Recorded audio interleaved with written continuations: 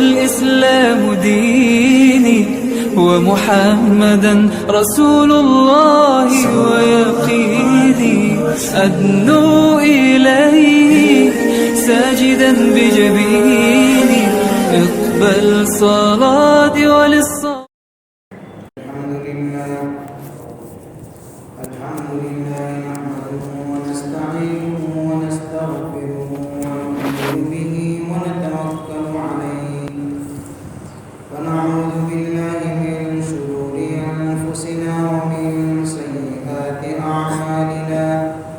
من يهده الله فلا مضل له ومن يضلله فلا هادي له ونشهد أن لا إله إلا الله وحده لا شريك له ونشهد أن سيدنا وسندنا ومولانا محمدا عبده ورسوله صلى الله تعالى عليه وعلى آله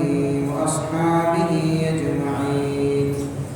أما بعد فأعوذ بالله من الشيطان الرجيم. بسم الله الرحمن الرحيم.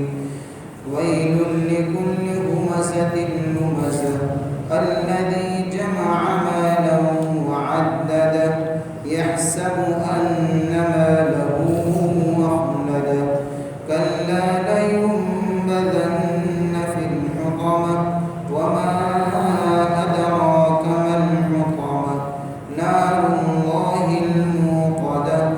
التي تطلع على الأفئدة إنها عليهم مؤصدة في عمد ممددة. صدق الله مولانا العظيم.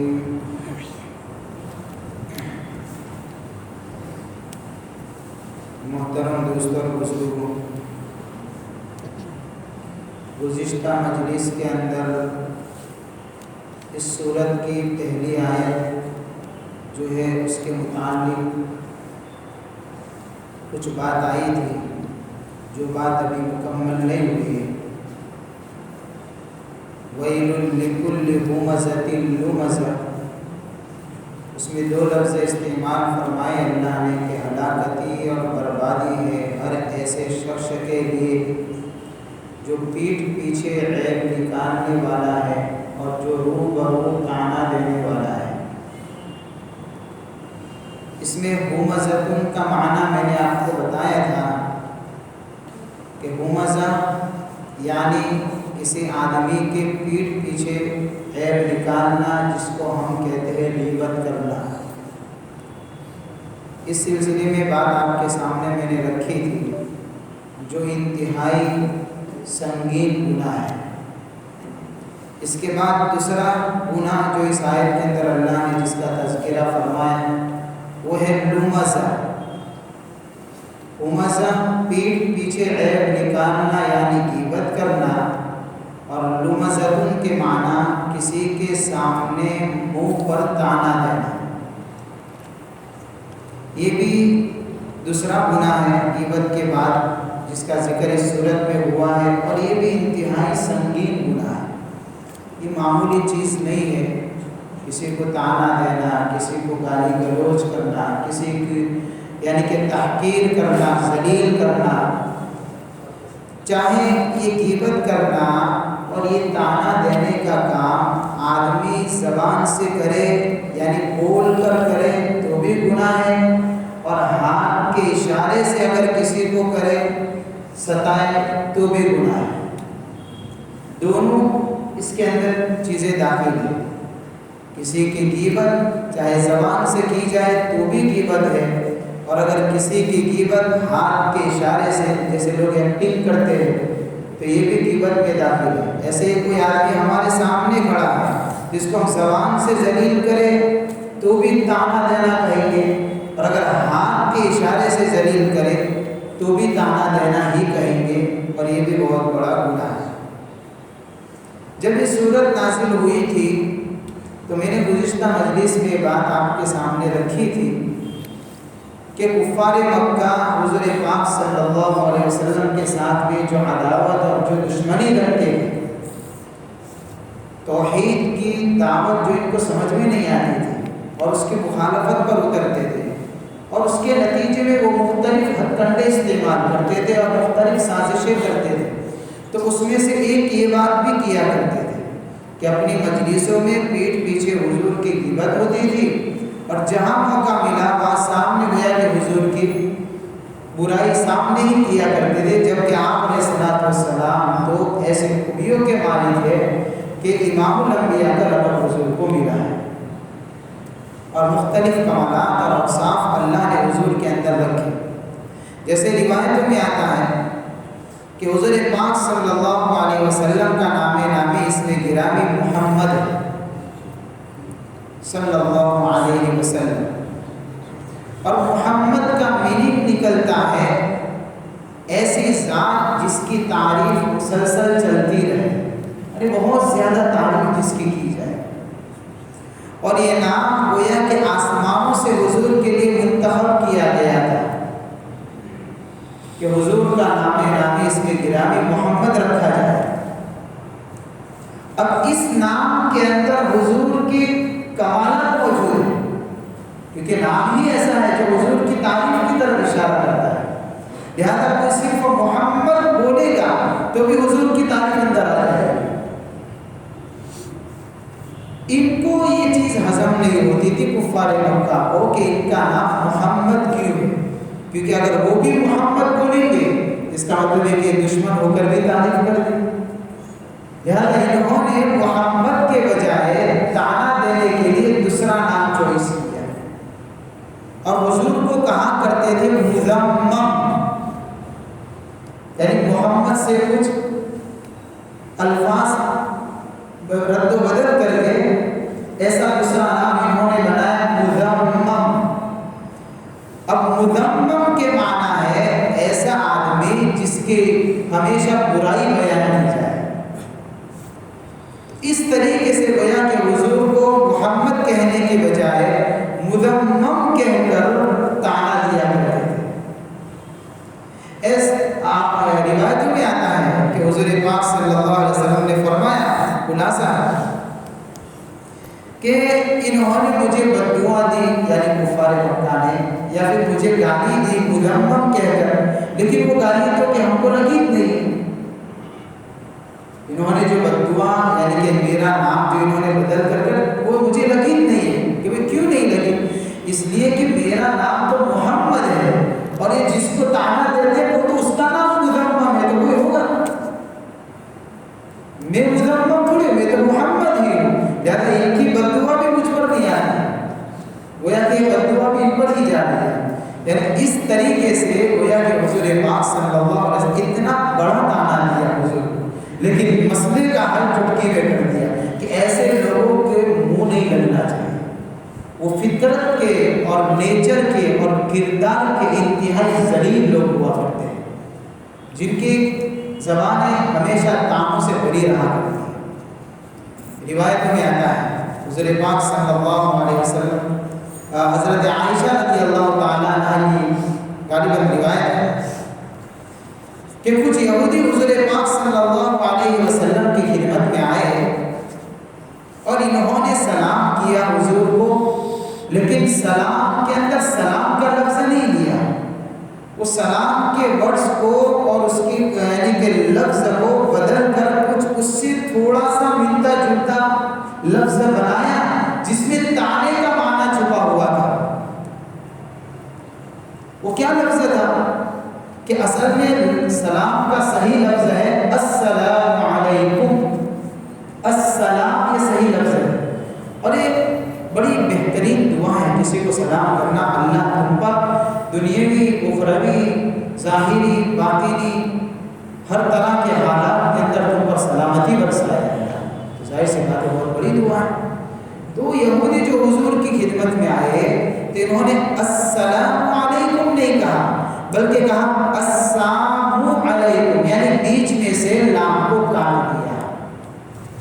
لام کو اڑا دیا۔ اب کیا معنی ہوا؟ اب اس کا معنی یہ ہوا کہ جیسے ہم اپنی زبان کے اندر کہتے ہیں کسی کو کہ مرو تو اچھا، ہم بولتے ہیں بس یہ اس کا معنی ہو گیا، السلام علیکم، تم پر موت آئے۔ حضرت عائشہ رضی اللہ تعالیٰ عنہا نے ان یہودیوں کی طرف سے لعنتی کلمہ جو انہوں نے کہا، سلام کی بجائے سام کا لفظ جو استعمال کیا، حضرت عائشہ نے سن لیا تو حضرت عائشہ رضی اللہ تعالیٰ عنہ نے جواب دیا پھر اس کا، وعلیکم ولعنکم اللہ وغضب اللہ علیکم، کہ مرو تو تم اور لعنت تو تم پر ہو اللہ کی، اور غضب بھی اللہ کا تم پر ہے۔ اس طریقے سے جواب دیا، اور جواب میں گویا کہ حضرت عائشہ نے 3 بد دعائیں دی۔ انہوں نے ایک لعنتی کلمہ کہا، اس کے جواب میں حضرت عائشہ نے کتنے کلمے کہہ دیے؟ ہاں 3، مرو تم، لعنت بھی تم پر ہو اور اللہ کا غضب بھی تم پر ہو۔ لیکن اب دیکھیں آپ علیہ السلام کا ظرف اور اخلاق دیکھیے۔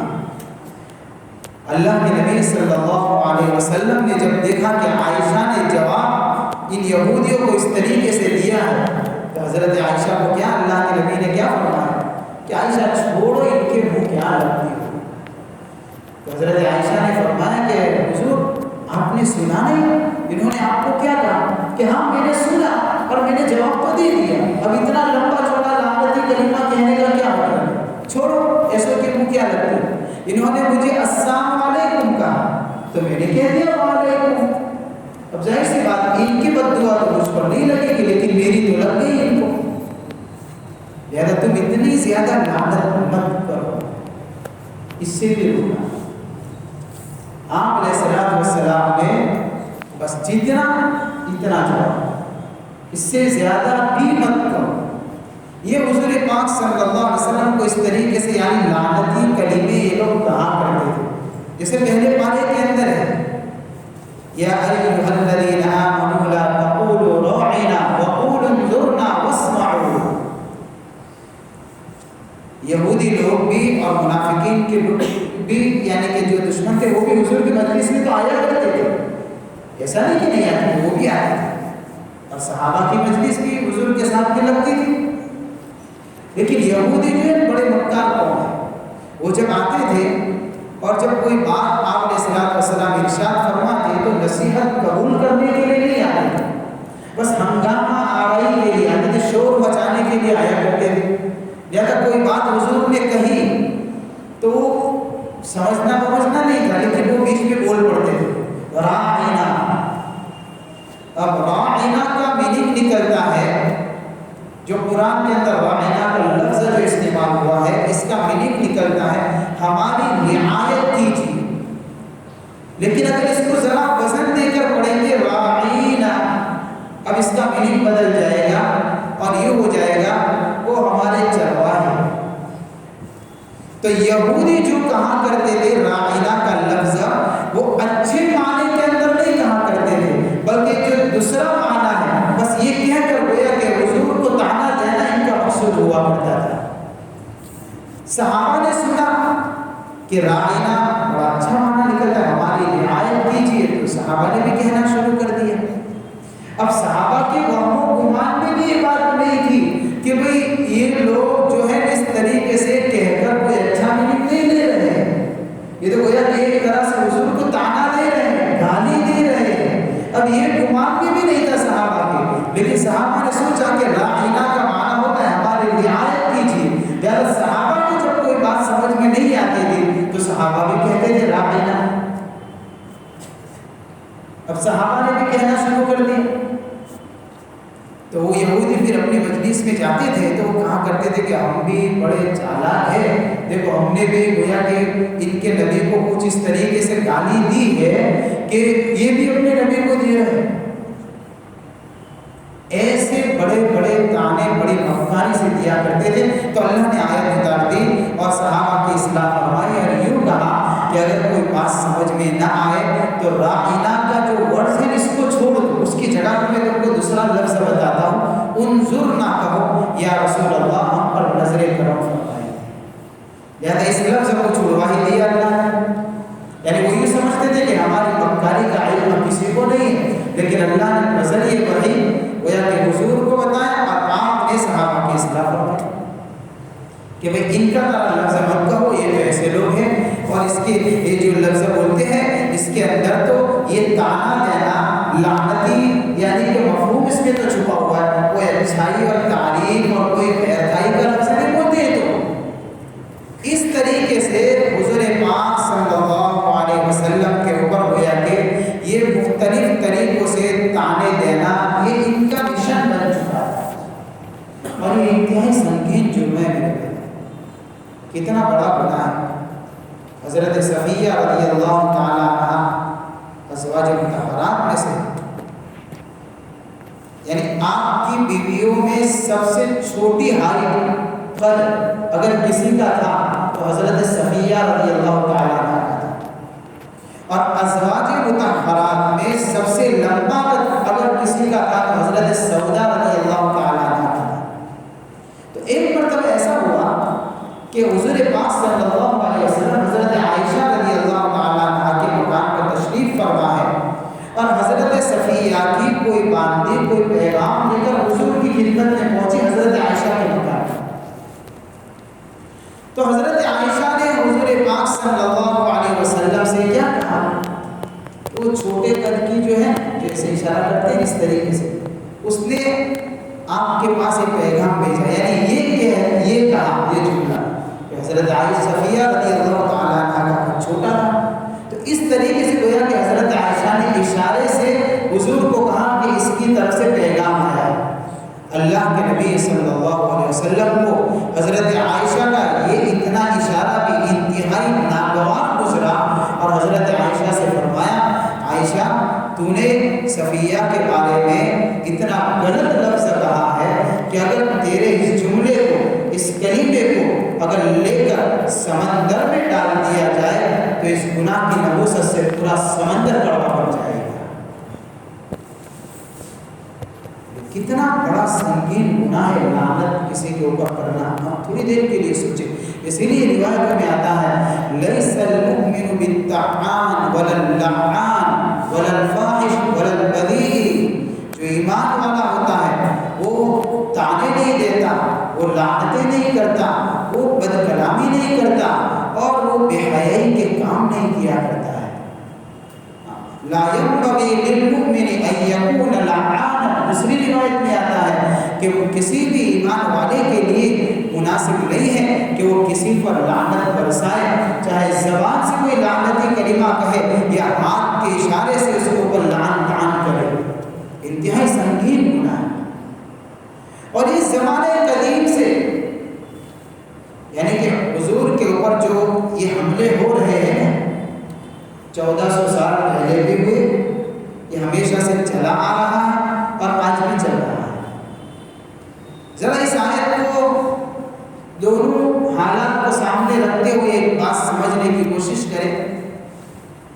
کہ 1400 سال پہلے بھی حضور کے جو دشمن تھے وہ آپ کی شان میں اس طریقے سے گستاخیاں کیا کرتے تھے، اور اس طریقے سے گویا کہ غلط طریقوں سے غلط نام سے حضور کو پکارا کرتے تھے۔ ایسا کیوں ہوتا تھا؟ ایسا اس لیے ہوتا تھا کہ اس کی سب سے بڑی وجہ یہ تھی کہ اللہ کے نبی صلی اللہ علیہ وسلم جس پیغام کو لے کر اللہ نے حضور کو بھیجا دنیا میں، توحید کا پیغام، رسالت کا پیغام، دین کا پیغام، ایمان کا پیغام، یہ پیغام آپ علیہ السلام نے دشمنوں کے سامنے اس طریقے سے مضبوط ٹھوس دلائل کے سامنے پیش کیا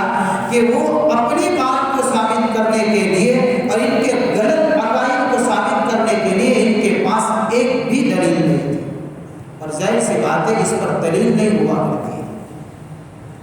یعنی ایمان کے اوپر، توحید کے اوپر ایسے مضبوط ٹھوس دلائل، یعنی حضور نے اپنی بات کو دلائل کی روشنی میں پیش کیا۔ اب ان کے پاس دلیل نہیں تھی، اور باطل کا قانون ہوا کرتا ہے کہ اپنے مدعا کو ثابت کرنے کے لیے جب وہ دلیل کے میدان میں عاجز، بے بس، کمزور ہو جاتا ہے تو پھر وہی لعن طعن والی زبان استعمال کرتا، گالی گلوچ پر اتر آتا ہے۔ یہ باطل کا ہمیشہ شیوا رہا ہے، یہ اس کی فطرت اور نیچر میں یہ چیز داخل ہے۔ لہذا یہ لوگ حضور کے اوپر اس طریقے سے حملے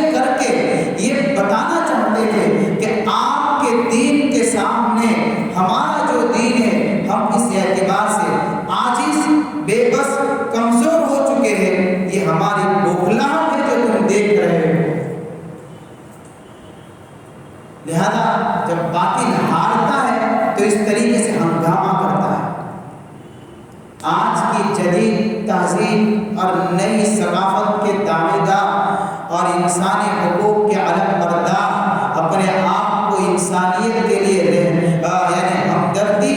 کا کام کرنے والے اور ایسا ثابت کرنے والے یہ لوگ بھی اندر سے بدباطن اور کیریکٹر کے اعتبار سے انتہائی گرے ہوئے حقیر لوگ ہیں، اس لیے کہ یہ لوگ بھی انسانی حقوق کا حوالہ لے کر وقتاً فوقتاً جب حق کے سامنے دلائل پیش کرنے سے عاجز اور بے بس ہو جاتے ہیں تو کبھی عالمی لیول پر اور کبھی ملکی لیول پر حضور کی شان میں اس طریقے سے گستاخی کرنے والوں کو کھڑا کرتے ہیں جو آئے دن حالات میں بنا کرتے ہیں۔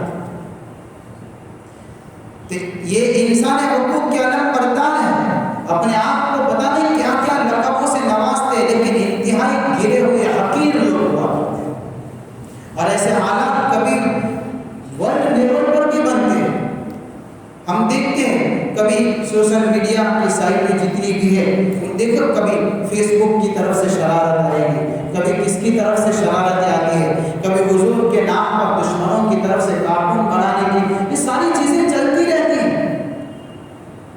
کبھی ہمارے ملک کے اندر دیکھیں گے تو یہ سب لوگ دشمنوں کی طرف سے سارے ہتھیار ان کے تیار ہوتے ہیں۔ یہ کیا کر رہا ہے؟ یہ اللہ کے نبی صلی اللہ علیہ وسلم کی ذات بابرکت پر جو حملے کرتے ہیں، یہ حملے کر کے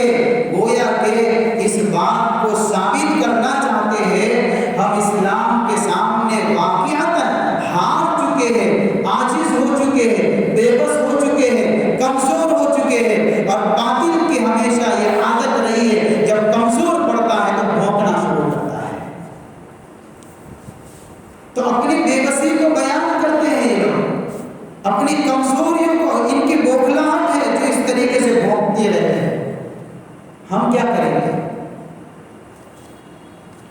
ایک طرح کا چیلنج بھی ہمارے سامنے ہے کہ ہماری طرف سے حضور پاک ایک ایمانی غیرت کا مسئلہ ہے کہ جب آپ کی شان کے اوپر اس طریقے سے کوئی بھی معاملہ سامنے آئے تو مسلمان کی ذمہ داری بنتی ہے۔ اللہ کے نبی نے فرمایا لا یؤمن احدکم حتی اکون احب الیہ من والدہ وولدہ والناس اجمعین، کسی کا ایمان اس وقت تک کامل نہیں ہو سکتا جب اس کے اولاد، اس کے ماں باپ، اس کے خاندان اور دنیا میں بسنے والے سارے لوگوں سے سب سے زیادہ محبوب میں اس کے نزدیک نہ بن جاؤں، اس وقت تک ایمان۔ یہ حدیث ہے، لہذا ایسے حالات کے اندر یہ تقاضا ہے اس بات کا، اور ہماری ایمانی غیرت کا تقاضا ہے کہ جب ایسے حالات سامنے آئے تو قانون کے دائرے میں رہتے ہوئے ہم حضور کے ساتھ میں اپنی محبت کا یعنی کہ انداز کو اس طریقے سے دشمن کے سامنے پیش کریں کہ حضور کے سامنے وقت آئے گا تو جان کی بازی بھی لگ جائے گی، سب کچھ قربان ہو سکتا ہے، جان کی بازی بھی لگ سکتی ہے جب اللہ کے نبی صلی اللہ علیہ وسلم کی ذات پر حملہ ہو، کہ یہ کبھی بھی منظور نہیں ہو سکتی ہے۔ یہ مسئلہ اب ہوتا کیا ہے، بڑا عجیب معاملہ ہو چکا ہے ہمارا، جب کوئی اس طریقے سے گستاخی کرتا ہے، 2 دن پہلے گستاخی کر دی، میڈیا والوں میں آ گیا، سوشل میڈیا پر اس کا مسئلہ چلا، پھر 2 دن گزر جائیں گے، پھر وہ آئے گا میری غلطی ہو گئی، میری معافی مانگ، یہ ہو گیا، میں مسلمانوں سے معافی مانگتا ہوں، یہ کرتا ہوں، وہ کرتا ہوں۔ اب اس کا نیا ویڈیو وائرل ہوئے گا، اب یہ ہمارے پاس بھی آئے گا تو ہم دیکھیں گے، اس نے تو معافی مانگی، تو ہمارے جذبات بلند ہو جاتے ہیں، معافی مانگنی پڑے۔ گستاخ رسول کی سزا معافی سے نہیں ملا کرتی، قانوناً جو سزا ہے مکمل دینی چاہیے، قانوناً جو سزا بنتی ہو مکمل دینی چاہیے، خلاف قانون کوئی کام نہیں ہونا چاہیے، ہم اپنی طرف سے کوئی قدم نہ اٹھائیں، لیکن قانون کے دائرے میں رہتے ہوئے ہم یہ نہ سمجھے کہ معافی مانگ لی، اب یہی تو ہے ہمارے جذبات سے کھلواڑ ہو رہا ہے، یہ ان کی پلاننگ ہے، ان کو بھی خبر ہے کہ بڑا جذباتی ہے، تو ایک مرتبہ گالی دو، دوسرے گال پر ہاتھ پھیر دو کہ بھائی چلو ٹھنڈا ہو جائے مسئلہ، یہ 2 دن کے اندر پورا مسئلہ صاف ہو جاتا ہے، اور ہم سمجھتے ہیں کہ کام ہو گئے۔ بھائی حضور کے ساتھ میں محبت کا مسئلہ یہاں تک حل نہیں ہوگا، جو مجرم ہے اس کو کو قانون کے شکنجے میں لے کر اس کو اس کی انتہا تک اور اس کے جرم کی سزا دینے تک یہ ضروری ہے کہ ہم پوری کارروائی کریں۔ ہاں یہ ہماری ایمانی غیرت کا مسئلہ ہے۔ صحابہ کرام رضی اللہ تعالیٰ اجمعین نے حضور سے محبت کی مثالیں قائم۔ ابو محذورہ رضی اللہ تعالیٰ عنہ چھوٹی عمر میں تھے، حضور کسی سفر میں تھے، اس وقت تو ایمان قبول نہیں کیا تھا انہوں، لیکن کسی جگہ پر حضور کا قافلہ رکا اور آپ نے اذان کا وقت، نماز کا وقت ہو چکا تھا، صحابی کو کہا، حضرت بلال کو کیا، جو بھی دوسرے صحابی صاحب نے اذان تو نماز پڑھنی ہے، اذان تھی۔ ابو محذورہ بھی کھیل رہے تھے کہ انہوں نے بھی اذان شروع کر دی جیسے بچے نکل رہے تھے۔ ان کو بلایا اور بلا کر کہا کہ آپ کہ جو پڑھتے تھے اس کو دوبارہ پڑھو پھر سے اذان کے بعد۔ انہوں نے دوبارہ پڑھا۔ اللہ کے نبی بچے تھے، ان کی دلجوئی کی، کچھ تحفہ دیا، کچھ انعام دیا ہے۔ بعد میں مسئلہ سمجھ میں آیا، ایمان قبول کیا، اللہ کے نبی نے ان کے سر پر ہاتھ پھیرا۔ لکھا ہے حضرت ابو محذورہ رضی اللہ تعالیٰ عنہ کی زندگی اور ان کے حالات زندگی کے اندر کہ جس جگہ پر حضور نے ہاتھ رکھا تھا، انہوں نے اپنے سر کے بال کو کبھی نہیں کٹایا کہ ایک جگہ پر میرے محبوب کا ہاتھ ملا ہے۔ محبت کی مثالیں قائم کی صحابہ نے۔ اور آج میرے بھائیوں ہمارے پاس صرف دعوے رہ گئے۔ آپ علیہ الصلوۃ والسلام کے ساتھ جو مخلصانہ محبت ہونی چاہیے، ہمارے دل اس سے خالی ہو گئے۔ خیر میں سے بات یہ کر رہا تھا الغرض کہ اس طریقے سے حضور کے شان میں جب گستاخیاں ہوئے، لعنتی طریقے کہے جاتے ہو، تو یہ آج کا نہیں ہے، یہ گزشتہ زمانے سے پہلے سے ہی چلا آ رہا ہے۔ لہٰذا ہم بھی گویا کہ جب ایسا مسئلہ ہو تو قانونی کارروائی کریں اور ہم اپنی زبانوں کو لعنتوں سے بچائیں۔ یہ سب سے بڑا سبب، جیسے غیبت سے بچانا ضروری ہے، اس طریقے سے لعنتوں سے بچانا بھی ضروری ہے۔ آج کل ماں بہنوں کا مزاج ہو چکا ہے، اپنے اولاد پر لعنتی کلمے بول دیتے ہیں۔ جب مائیں پریشان ہوتی ہیں تو ذرا دیکھیں، دین نہیں ہوگا تو پھر ایسے الفاظ زبان سے نکالے کہ وہ عورتیں کہ وہ اس کے بچے کو ہی بد دعا لگ جاتی ہے۔ اور بہت سی مرتبہ یہ اولاد خود کی ہے، ماں کی بد دعا لگ گئی، ضروری نہیں ہے کہ وہ اپنی بد دعا لگے، اپنی رب اس کا اثر ہو۔ ممکن ہے ماں کی بد دعا کا اثر 20 سال کا مضبوط جوان جب تو خدمت کی محتاج ہوگی اس وقت اللہ ظاہر کرے، کیا پتہ۔ اور اس بد دعا کے نتیجے میں جیسے بد دعا دی، اس کی وجہ سے ہماری اولاد خود حالات میں پھنسے یا زندگی سے ہاتھ دھو بیٹھے، اور ہم کیا سمجھیں گے حادثہ ہوا۔ لیکن دیکھیں، زبان کو کنٹرول رکھیں، عورتیں، باپ بھی، ماں بھی، زبانوں کو اپنے اولاد کے متعلق، استاد کو چاہیے کہ شاگردوں کے متعلق کرے، کیونکہ استاد کی بد دعا بھی جلدی لگ جائے تو اس کی زبان بھی کنٹرول۔ تو اس طریقے سے اپنی زبانوں کے اوپر لگام دے،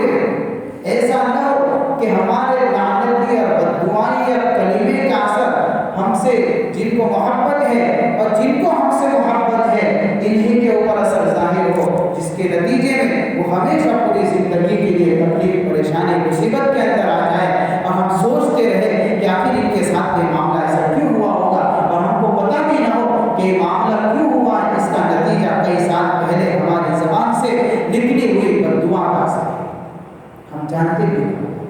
اس لیے اپنے اولادوں کے بارے میں کبھی بھی ایسی حرکتیں، اپنے دوستوں کے بارے میں، اپنے خاندان کے بارے میں، اپنے ماں باپ کے بارے میں اور کسی بھی مسلمان کے بارے میں، سباب المؤمن فسوق،